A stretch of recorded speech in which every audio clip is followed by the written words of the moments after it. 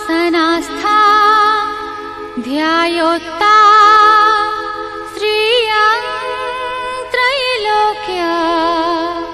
मातरम्।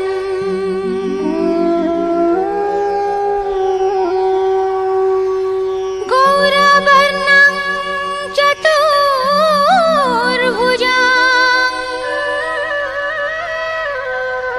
सर्वाभरणं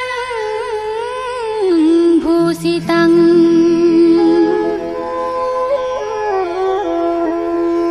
रुक्मा पदव्यग्रकरां वरदां दक्षिणेन तु इति ध्यानम्।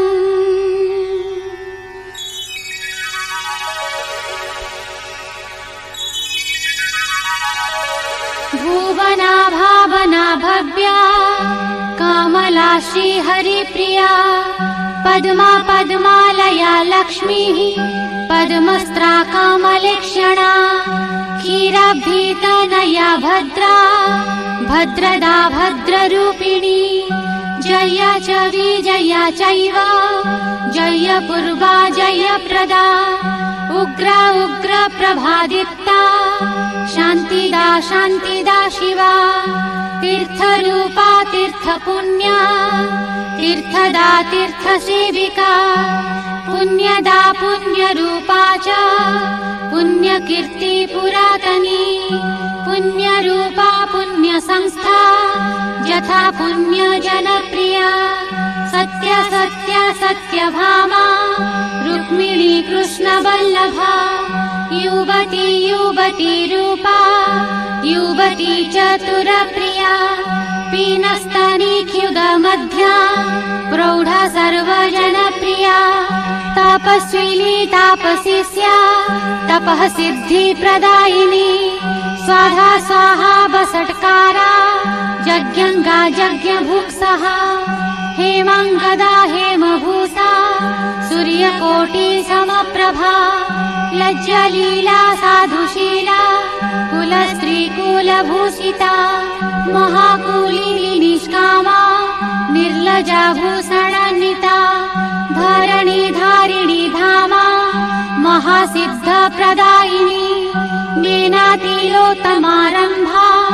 उर्वशी रमणप्रिया सर्वदेवमयी देवी सर्वलोकमयी तथा सर्वसम्मोहिनी विद्या सर्वलोकोपशङ्करी रञ्जिनी रञ्जिता राधा देहलावण्यचर्चिता सर्वभूतमयी रम्या पञ्चभूतस्वरूपिणी इन्दिरासुरवन्द्या च सदा चन्दनचर्चिता धृतिः कीर्तिः स्मृतिर्मेधा तुष्टः पुष्टरसारसः धर्या धर्या प्रिया कामा कमनीया कृतिः समा सर्वभूपा सर्वमयी मतदैश्वर्यरूपिणी कामिनी कुलगण्या च वैकुण्ठस्थानदालसा चतुर्वर्गपदात्री च केशवा केशवेशिनी करुणार्द्रा सदा धीरा वीरजास्यन्मनोहरा मनोज्ञानयनानन्द नन्द गोकुलवासिनी सर्वसौभाग्यवसती वासन्ती माधवी तथा वसन्त ऋतु सन्तुष्टा भीमरूपा भयार्दनी महादरिद्रशमवी सर्वसम्पद्विधायिनी मानिनी माननीया च मानदत्री मनोमयी श्रीनारायण वक्षस्था स्वामी पूजन तत्परा बन्दारु कल्पलतिका चन्द्रहास विलासिनी वैष्णवी श्रीमती साध्वी साधुवंशा विधायिनी श्यामा श्यामाङ्गनीरता सर्वलक्षण संयुक्ता मुरारी गृह संस्था च धनरूपा धनप्रदा नानारत्न प्रदा देवी रत्नपुष्पेषु संयुक्ता स्थावरा जङ्गमा सूक्ष्मा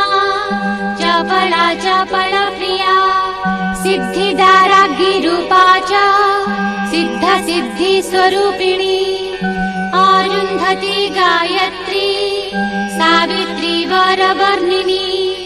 रसज्ञ रसना जिह्वा रसमग्नि रसप्रदा इन्द्राणी इन्द्रकन्या च राजकन्या सुरेश्वरी तिथिरूपा जोगरूपा तथा बारस्वरूपिणी आकाशगामिनी देवी ज्योतिश्चक्र निवासिनी महामाया विष्णुमाया मोहिनी सुरमोहिनी सुधाधाराभिसंसिक्ता गणगण्य गणार्चिता क्षेमङ्करी शङ्करी च सर्वसम्मोहकारिणी स्वर्ण स्वर्ण प्रदा दीप्ति कल्याणकारिणी च जननी जनपाल्या च जनानां चित्तहारिणी कुहुरूपा संक्रमणा कुशला कमलप्रिया जवा जावकरूपा च दिव्यचन्दनरूपधृक् नृसिंहकोपसंहर्ति दीनमाता जनार्दिनी स्वर्णवर्णाधरावाहा बहुधा बहुरूपिणी मुरारी केली परमा मुरारी रसलम्पटा कस्तूरा बिन्दुललिता सूक्ष्म वस्त्र विधायिनी सूक्ष्माङ्गा सूक्ष्मवनिता सूक्ष्म स्थूला लघुदरी सिन्धुजा सिन्धुकन्या च सिन्दूरतिलका च सा हविर्धानी हविर्भोक्त्री गोपाली चित्तभाविनी हरिद्रा हरिपाला च पालनीया बलः बला षोडशी हृदयानन्दा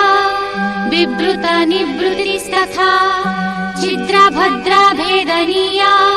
फलिनी फलदायिनी अभया वरदा चैव भव शृङ्खलभञ्जिनी चित्रा विचित्रा वसना रुक्मिणी रुक्मदायिनी यमुना यामुनी यमा यमदण्ड विनाशनी काञ्ची काञ्ची कलाख्यातिः कलापग्रामवासिनी शालग्राम पूजनीया जगद्वन्द्या निभूतिदा तापिनी तापिनी चैव तपनीया मुदायुता मुद्रा तन्द्रा सदा सेव्या सद्विद्या निरवध्यका स्तवा स्तुति प्रिया पूर्णा पुण्या कीर्तिर्यशस्विनी निग्रहानुग्रहा व्यग्रा ग्रैवेयकनिभूषणा सारङ्गी सागर व्यग्रा वृद्धिश्चर चळाचळा महाक्रमाश्रया सा च स्वीक्षणा क्रमदायिनी सुराजनेश्वरी कामा सावित्री ब्राह्मण प्रिया वसुप्रदा वासवीत धन धन्य प्रवर्धिनी मूर्तिर्निगदिनी गद्या गदाधर मनोहरा सम्मतिः सन्धतिर्मन्त्री मन्त्रणा मन्त्ररूपिणी पराजिता जितनेत्रा नेत्रिणी चित्रिणी परा अग्निष्टोमा चाग्निमुखी ज्वला च शेखिनी तथा सहस्राख्येषु सन्तुष्टा स्वर्णागार निवासिनी वन्य वन समूहा च लता गुल्म स्वरूपिणी कन्या च सुकुमारी च कंदरी कंदरालया जलंधर गृहस्था च जलंधर बलप्रदा प्रचरा कालवीघा च धराकुः रचना रचनाधारा धरापति वरप्रदा मोचनालोचना दीना सधीरा भूतमञ्जुला उज्ज्वलामाशया सीता समस्त व्यस्तरूपजा कपूरा च तथा स्वच्छा विशाला यज्ञशालिनी पीतवासा च शरणी सुन्दरी सुदम्भेश्वरी दक्षिणामर्दनी द्वन्द्वी द्वन्द्ववृन्दनिषेविनी खेलाध्वजा भगवती भवद्वार विमोचिनी आशु प्रसन्ना विमला वीरहानलनाशिनी कीर्णा विभिन्ना भरणी चन्द्राभा पञ्च संहिता बलशाली जवनिका कणिका कर्णिकार्चिता खवी च तीक्ष्णरूपा च मोहिनी मायिनी तथा अरूपा बहुरूपा च विश्वरूपा सकामना नीतिज्ञानीति शास्त्रर्था केशवानन्ददायिनी सुकेशा मञ्जुकेशा च हारिणी हरिणेक्षणा वन्द्यानावेश्वरी श्रेष्ठा ज्येष्ठा शोको विनाशिनी ह्योविष्ठा विश्वसंविष्टा दुर्वाक्ष्यति प्रपूजिनी कार्यकारणरूपा च सुरसङ्ग्रामवर्धिनी वैदिकी विमला श्रद्धा कुलश्री कुलजा तथा राका च नर्मदा चक्री चक्रकेशी महोदरी कावेरी नर्मदा कृष्णा कृष्णलावण्यशालिनी हर्ति कर्ति च गोपाली संसारतारिणी तथा नारी नरोत्तम चामा महादेवी च सुन्दरी सन्ध्या त्रिसन्ध्या ब्रह्माण्ड धरा मोदकरी परा शर्वरी सर्ववन्द्या च महामोहनी भञ्जिनी अव्यया भक्तिरूपा च भक्ताभीष्टप्रदायिनी नारसिंही च वाराही वामनी वरदारतिः मुकुन्दी कुन्ददशनी बिम्बुश्ची विश्वरूपिणी दया क्षमा साधुशीला भूतिज्ञा भूततत्परा कुमुद्वती कमलिनी जलफेन विदूषणा ईडा पिङ्गळ मध्यस्था रत्नसिंहासनस्थिता आदित्यादितिरूपा च तथा सङ्कटभञ्जनी तारिणी तारणी मत्ता कञ्जरी कञ्जवासिनी चतुरा चतुरा प्रीता चतुराननपूजिता देवसेव्या देवपूज्या सर्वपूज्या प्रयोजना कनका कृष्णरूपा च कञ्जजा केशबन्धिनी हिंस्रका हिंस्रकावश्या सर्ववेषविदायिनी उच्चाटनी स्तम्भिनी च सख्यरालोहिनी तिथा क्रीडा खेडा क्रीडनका कारिका कारणा तथा सर्वभक्ष्या लाभगम्या सर्वज्ञा कामरूपिणी प्राणरूपा स्थितिकारी तथा प्रलयकारिणी महामुग्धा तथा रोषा नानामूर्तिविधायिनी नानाकौतुकसंयुक्ता नानारसविलासिनी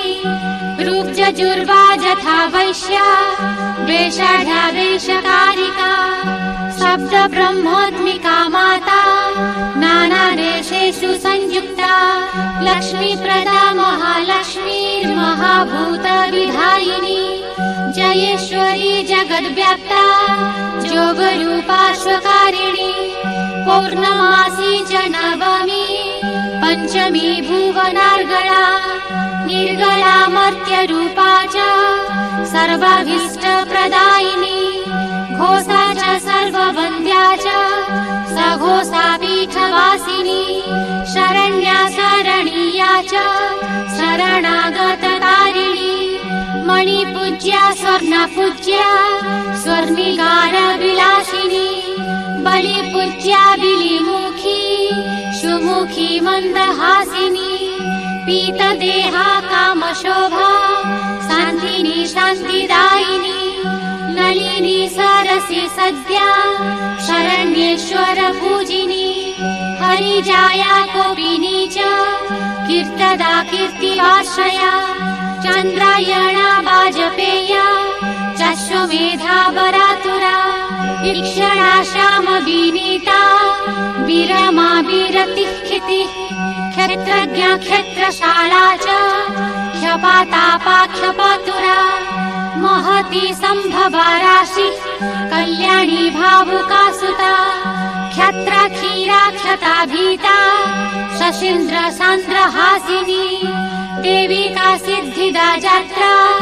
सर्वदोष्टवदायिनी अवतंसा सावित्रिग्ध संहितः सन्ततेश्वरी खरता जानता माद्री मद्रदा मद्ररूपिणी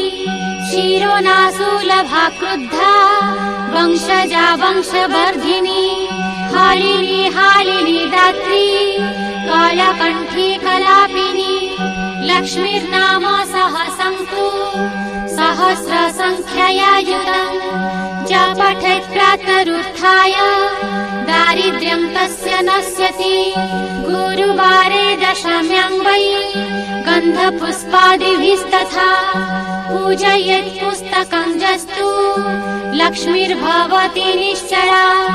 दशवारं पठेर्जस्तु स्नात्वा देवीं जगन्मयीं देशान्तरगता लक्ष्मीः प्राप्नुयान्मन्त्र संशय संक्रमणे नमस्कृत्य सम्पूज्य हरिसुन्दरी अकस्मादचिरेणैव नष्टद्रव्यं च लभ्यते सर्वेषां पूजतानेव पाठमात्रं न संशयः मारणोच्चाटनं चैव स्तम्भनं मोहनं तथा त्रैलोक्यं मोहये देश स्तव पाठो न संशयः धनजशस्य मायुष्यं भोगमोक्षप्रदं शुभं त्रिसन्ध्यं श्रद्धया युक्तः पठन् ध्यायंश्च मानवः पायसान्नं च नैवेद्यं धूपदीपादिभिस्तथा पूजितः श्रद्धया युक्तः सर्वान् कामान् वाप्नुयात्। इति श्री ब्रह्माण्ड पुराणे श्री महालक्ष्मी सहस्रनाम स्तोत्रम्